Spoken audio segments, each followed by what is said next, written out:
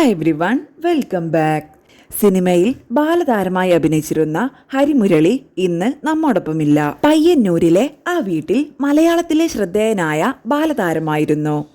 ചെറിയ പ്രായത്തിൽ തന്നെ സിനിമയിൽ വന്ന് പ്രേക്ഷകരെ പൊട്ടിച്ചിരിപ്പിച്ച ഹരിമുരളിയുടെ അപ്രതീക്ഷിത വിയോഗം കേട്ട ഞെട്ടലിൽ നിന്നും സിനിമാ ലോകം ഇപ്പോഴും മുക്തമായിട്ടില്ല.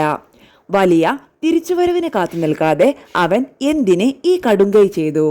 വീട്ടിൽ തൂങ്ങിമരിച്ച നിലയിൽ കണ്ടെത്തിയ ഹരിമുരളിയുടെ മരണത്തിൽ അസ്വാഭാവികത ഉണ്ടോ അന്വേഷിക്കുകയാണ് പോലീസ്. രസികനിൽ അരങ്ങേറി മലയാളികളെ ചിരിപ്പിക്കുമ്പോൾ ഹരിമുരളിക്ക് പ്രായം വെറും 4.5 വയസ്സ്. നാടക ക്യാമ്പിലെ സഹവാസമായിരുന്നു ഊർജം. കലാപാരമ്പര്യമുള്ള കുടുംബമായിരുന്നു കരുത്ത്. 27 ലോകത്തോട് വിട പറയുമ്പോൾ എണ്ണം പറഞ്ഞ സിനിമകളിലും സീരിയലുകളിലുമായി അടയാളപ്പെടുത്തി കഴിഞ്ഞിരുന്നു ഹരിമുരളി. 15ഓളം സിനിമകൾ, 40-ലധികം സീരിയലുകൾ, നാടകങ്ങൾ. 15-ാം വയസ്സിൽ അപ്രതീക്ഷിതമായ സിനിമാ ജീവിതത്തിന് വിരാമം. പഠനം മാത്രമായിരുന്നില്ല ആ പിന്മാറ്റത്തിന് പിന്നിൽ. കുഞ്ഞു പ്രായത്തിലെ അളവിൽ കവിഞ്ഞ ജനപ്രീതിയും മാനസികമായി അലട്ടി.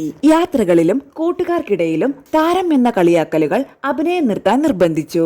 ഇടക്കാലത്ത് അമർ അക്ബർ ആന്റണിയിൽ തിരിച്ചുവരവ് നടത്തി. പ്രശസ്ത നാടക നടനായ അച്ഛൻ പയ്യന്നൂർ മുരളി മുതൽ ചിദംബരം, ഗണപതി തുടങ്ങിയ സിനിമാ രംഗത്തെ പ്രമുഖർ ആ തിരിച്ചുവരവിന് കാരണമായി.